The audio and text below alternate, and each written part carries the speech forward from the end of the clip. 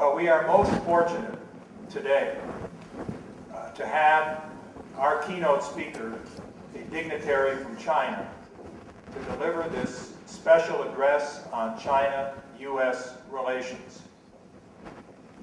He comes to us courtesy of our U.S.-China People's Friendship Association Friendship Liaison in China at the national level. And we are deeply indebted and grateful to them as well as to Professor Sun. Professor Sun received his doctorate from Columbia University in New York City and is now professor of the Institute for International Studies and director of the Center for U.S.-China Relations at Tsinghua University in Beijing. Professor Sun is the author or editor of 18 books on comparative politics and U.S.-China relations. He is considered one of the leading scholars in the field of American studies and U.S.-China relations in China. And the synopsis of his address is on the reverse side of this program document. I can say that our keynote speaker must be incredibly persuasive.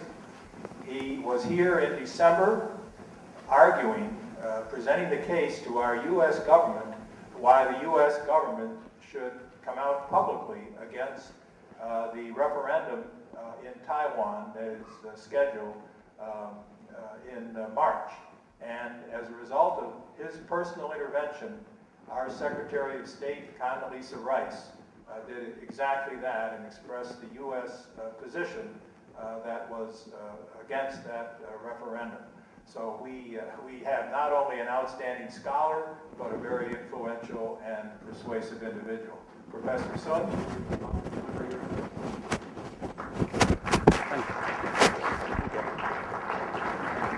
Thank you very much.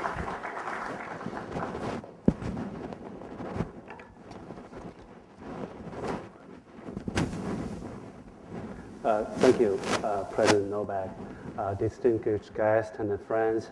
It's a great honor to be here today. It happened to be my birthday, and so I care about Chicago. And thank you very much. The first time I came to Chicago was back to 18 years ago. That's also my first day landed in the United States. So I really care about this opportunity. Actually, when I say goodbye to my 14-year-old son and told him I was coming to this event, my son asked me, Dad, what are you going to talk about to your American friends? I said, I'm going to say something about dealing with the challenges and the paradoxes in U.S.-China relations. He said, Dad, is that not a good topic? And I was curious as I asked him, what is good topic then? And he said, you should say something pleasant. Tell your friends about Chinese acrobats or pandas. Or if you don't know this thing, at least say something about Chinese food. He said, just remember, try your best and make yourself likable. And, so I think Chinese kids are so smart. They know the secret of American politics. But anyway, I genuinely believe that people in the United States and China have some kind of natural affinity. So let me begin with some of my observation on this very important relationship. I think there's some kind of a yin and yang images of China. I call these two contrasting images the panda images of China and the Super Jaws image, the old movie Super Jaws image of China. The panda image sees China as a charming country, rich in culture and heritage. And China is gentle panda that may walk slowly but looks appealing, won't hurt anyone. And so some people say China is an economic adolescent that finally will emerge into economic superpower. So let me tell you a story of what a Nobel Prize winner in economics, what he says about China. Professor Joe Stiglitz, who teaches at Columbia University, is a friend of mine. I hosted him a couple of years ago when he visited Shanghai. One night, I remember I showed him what I consider the best part of Shanghai, the Bund. We had a wonderful discussion. And after I showed him the beautiful part of the Bund, and he told me his estimate of income of Chinese people is about 10,000 US dollars. I said, no, Joe, because you are the Nobel Prize winner. So you stay in a 5-star hotel. People treat you as a king. So seeing is now believing. And Shanghai is now China. I said, no, Sonny. I said, because I study economics, so I have my own way of observing, studying the actual living income in different countries. So he told me he went to the fanciest shopping mall in Shanghai to see who was shopping there. And we went on street and study the frequency of ambulance and the fire truck presence. And he even went to a construction site to see what was in a lunchbox of construction workers. Surprisingly, he found that 50 cent, 2 quarters, 50 cents lunchbox, a construction worker can get meat, fish, vegetable, rice, and a free drink. That's his observation. The average income in China is about $10,000. But I think he's overestimated. Let me tell you another story. I also hosted President John Hamre, who is president of CHIASMOS, a very famous think tank in Washington. And I asked him, how do you like China? He says, I have no problem. Whenever I go, I meet people, those people can speak English. I can have very easy dialogue with them. He said, I do have a problem if I go to Florida because I don't speak Spanish. And then he told me another very interesting story. I invited him to come to my class to give a talk to my students. And he said on his way to my university, I was teaching at Fudan at that time, he said he saw a Chinese farmer who was riding a bicycle. There's 2 baskets of piglets the Chinese farmer trying to sell in the market. But also that same Chinese farmer was holding a mobile phone, that's making a phone call. That's probably, it's so amazing. That probably is a more accurate picture of China. Yes, I think this is what you can call the panda image of China. The super jaws image of China, however, pays more attention to the dark side of the country. I think that reflects a lingering suspicion about China's rights, China's developments. Think about the media coverage on the toy safety problem, on American trade deficit to China. And all the unpleasant things happened over the last 2 years. And people have criticized China frequently and harshly.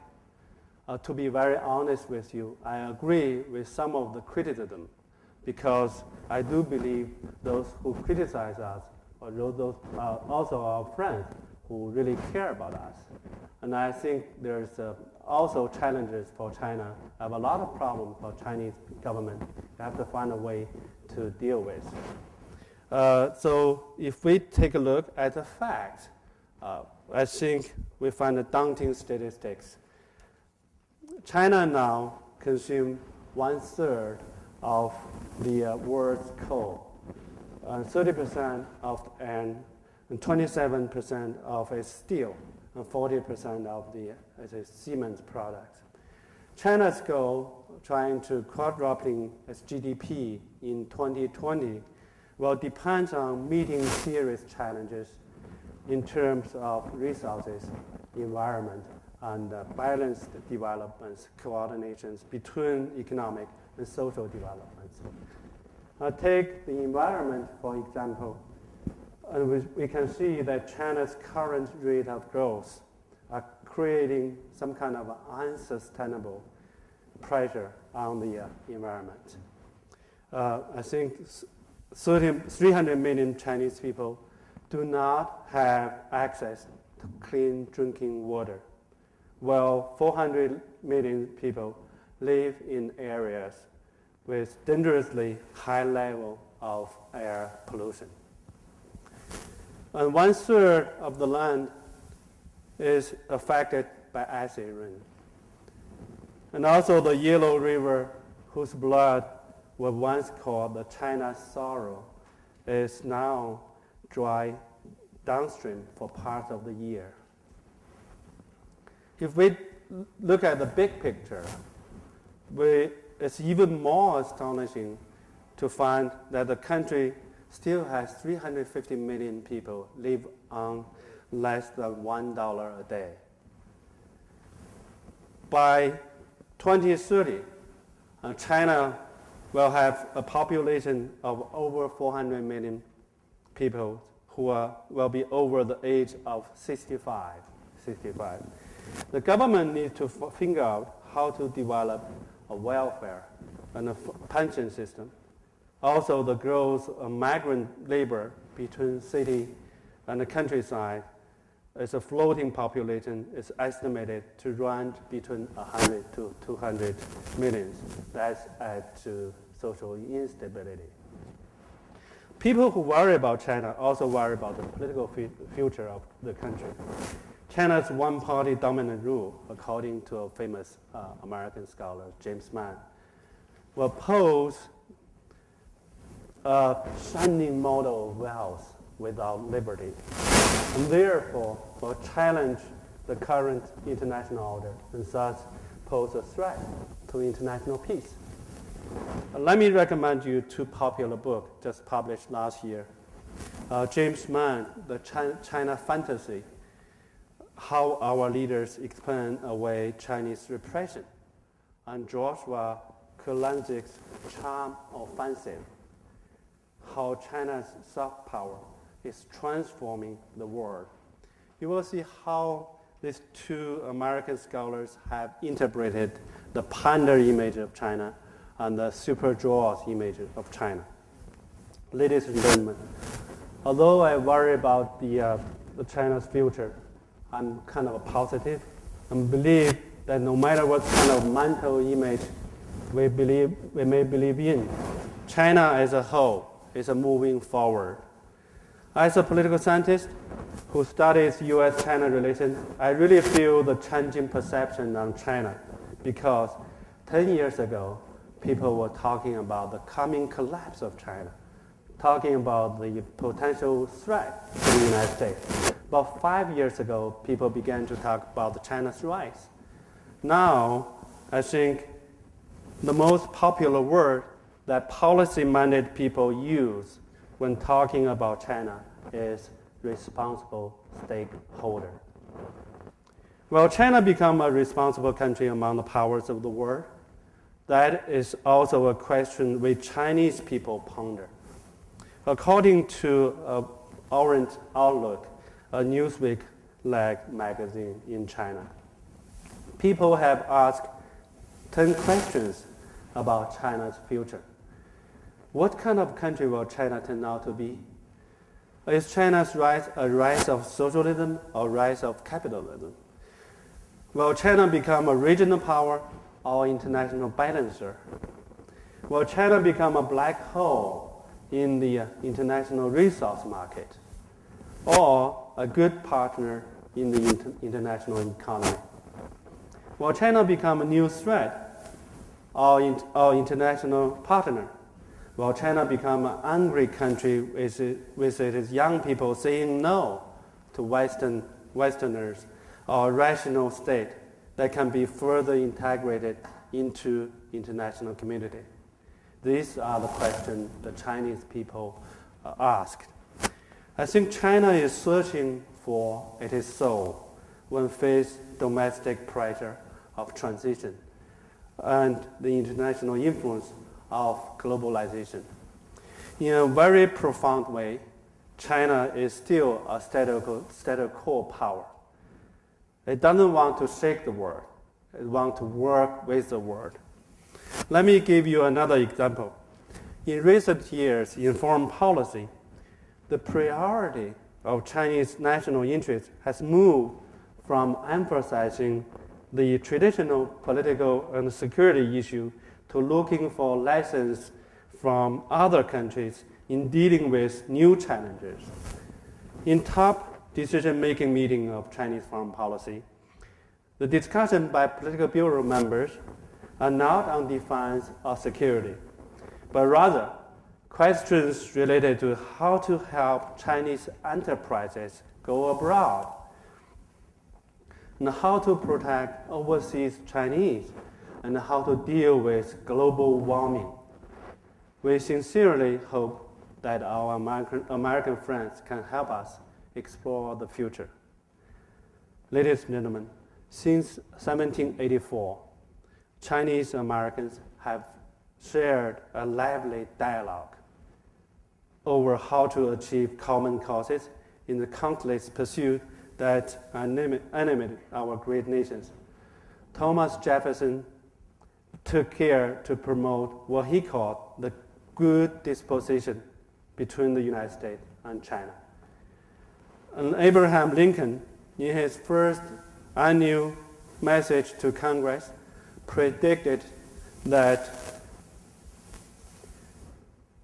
the American extensive trade with China, and of course, Franklin Roosevelt made it American purpose to join with China in defense of freedom. These historical indicators of friendship have been engraved on the heart of Chinese people and have made them to look upon American people with gratitude and appreciation as their best friends in the world. This may sound look just like a bland official assurance, but I ask you to apply this test to contact your American friends who have spent a significant period of time living in China or working with Chinese people. I'll be very surprised if you don't find overwhelmingly support for the idea that American people really do get along with, in a natural way, with Chinese. And that China is one of the very least anti-American countries in the world today.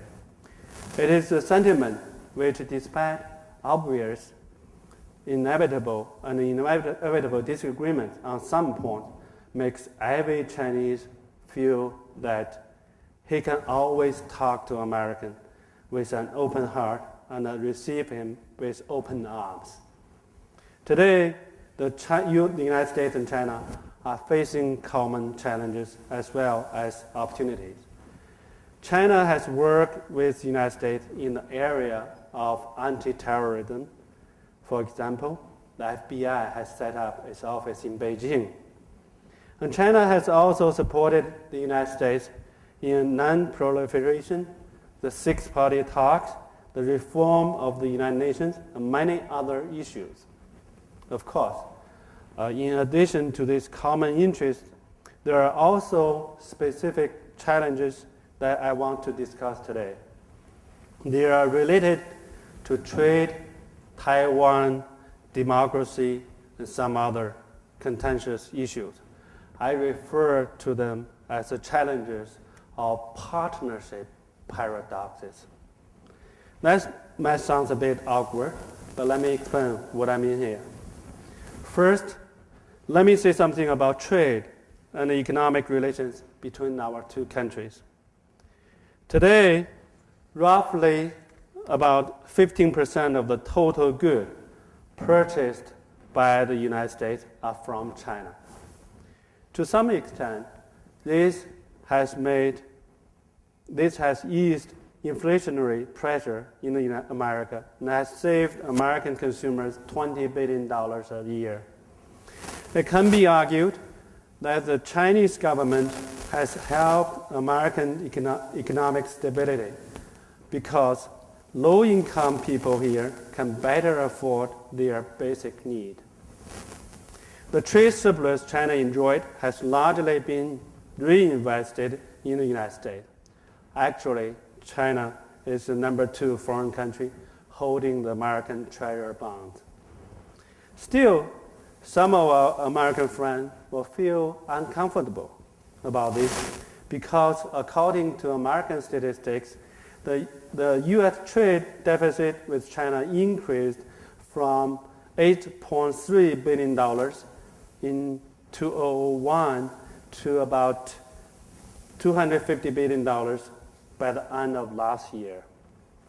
Some Chinese people began to worry about the backlash in the United States, calling for an economic war against China's economic expansion. Let me give you one example to illustrate this point. Everyone knows the IPR has been a hot button issue in our relationship. The export of IPR concerned industry, including biotechnology and IT, composed almost half of American export. And there are 18 million people engaged in these industries. It is estimated that IPR piracy has cost American firms something about $2.5 billion in lost sales. And the IPR piracy rate in China, according to American statistics, is estimated at around about 90%. Indeed, I really regret that IPR piracy seems widespread in China. DVDs of the latest Hollywood blockbusters can be found on street corners for less than $1. And there is no doubt that China needs to do a better job to protect American IPR. I want to assure you that Chinese government really care about this and has strengthened its protections and law enforcement. 10 years ago, the term IPR was a very strange word in Chinese vocabulary. Now it appears constantly in newspapers and TV programs and has become a very popular word in our daily lives. China has established an IPR office, which was headed by the Vice Premier, Madame Wu Yi. And a hotline was established to take a complaint. And then even IPR Day was also created. Every year on September 8th, the Chinese government will invite about 100 CEOs of multinational corporations which was operated in China to get together with Vice Premier Wu Yi. And some other ministers and governors also come and listen to their complaints. The CEOs or executives of these multinational corporations can say whatever they want. And if they provide more detailed information on IPR violations, Chinese ministers and governors have to promise a deadline to solve the problem. I think it's basically an issue of enforcement. It's like the election in the United States with 50 individual battlefields for the presidential candidates. You have to work hard in each of these states. In China, there are about 32 provinces, and we must fully enforce the law in each local provinces. This is not an easy task because the whole country is still in a mode of getting rich is glorious. And people might still want to take advantage of lax law enforcement. IPR issue is just an example on how we might begin a new round of serious dialogue on trade and economic issues.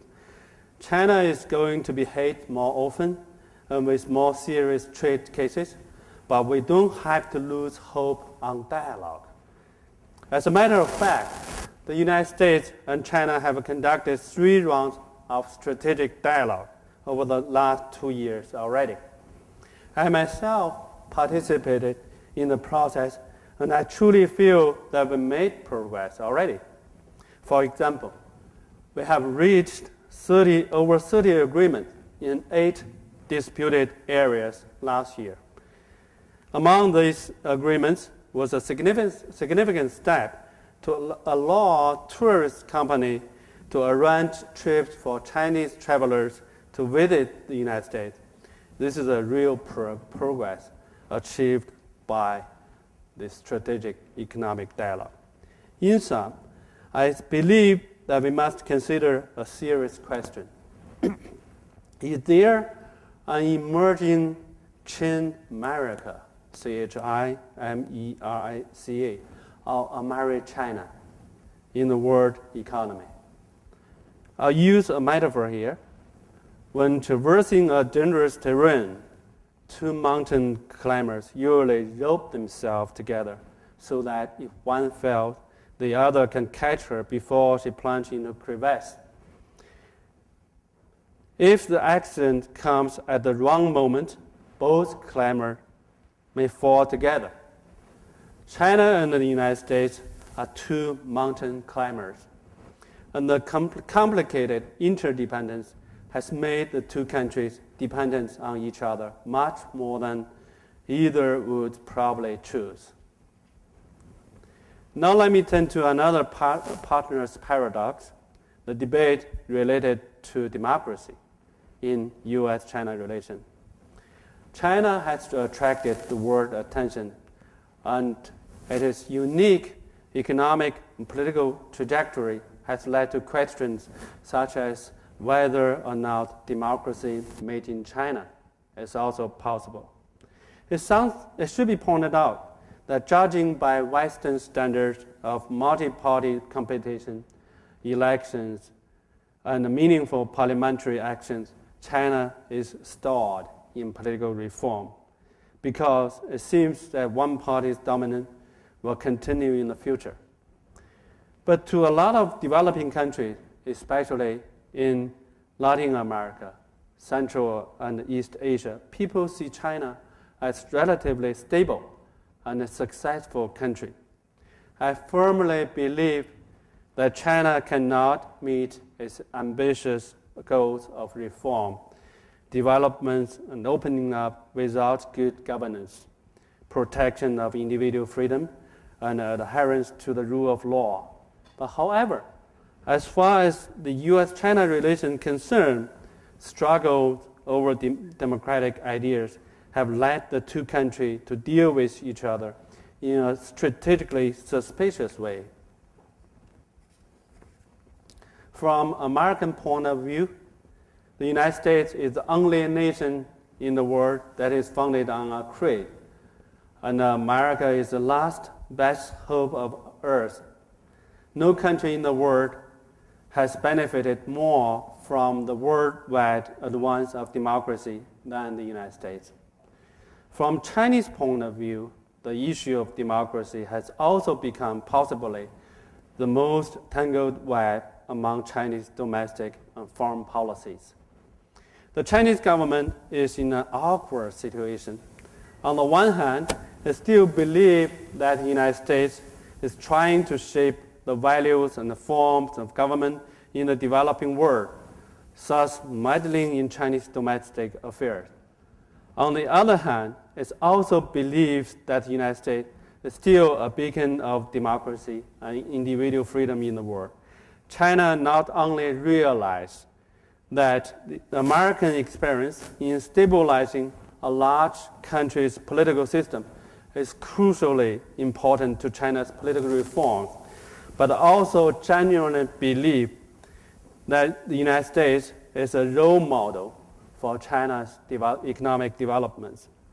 In my opinion, I think China and the United States are 2 driving forces of one airplane, and that they can fly high and make the whole world a better place to live. American values are more influential in China than people outside China realize. But why China has decided to pursue its own model of democracy? the logic behind it can be found in the following four schools of thought. The first school of thought argues that there is no good model of democracy in the world. The history of international relations has showed that power politics, rather than practice of democracy, had and will continue to dominate the world arena. The second school of thought comes from China's own experience. China's relative success in its economic performance has also shaped the leadership confidence with regards to its political choice. To China, the Beijing consensus or the Chinese model of development is getting a lot of attention from developing countries, while the Washington consensus has lost some appeal. The third school of thought derives from lessons China learned from countries that embarked on transition to democracy. The road taken by members of the former Soviet bloc, which have since the early 1990s of rapid change, including overthrowing Communist Party, has been totally rejected by the Chinese government.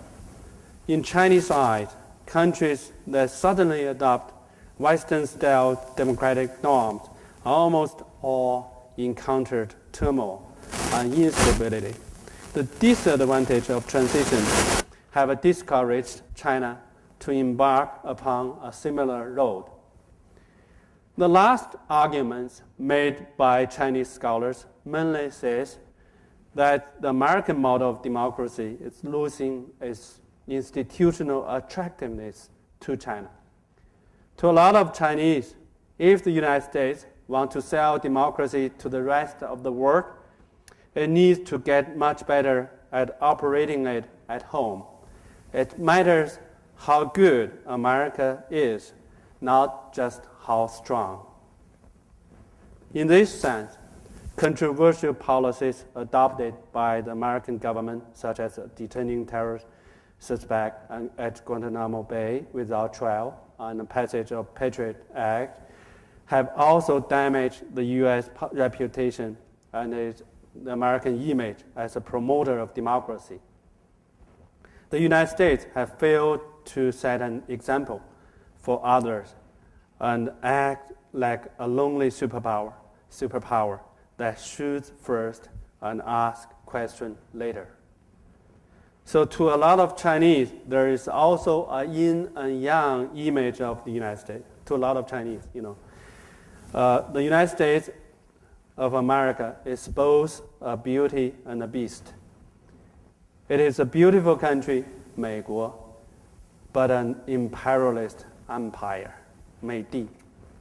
That's some of the perception I really want to share with you. To make progress on democracy in international relations, I propose to establish a strategic dialogue on the issue of democracy. It might begin with the United States and China, but then can be then expanded to include other democratic states such as India, Japan, and the members of European Union. By learning what lessons can be learned and transferred from the Western model of democracy, the dialogue might contribute to a potential, what I call, constitutional soft landing, the gradual empowerment of the Chinese legislature, the National People's Congress in China. Ladies and gentlemen, both the United States are experiencing great transition. Bob Zoellick, former the Deputy Secretary of the State Department, now the head of the World Bank, once said that the biggest enemy of America is America itself. I truly believe that for China, the longest journey is the journey inward as well.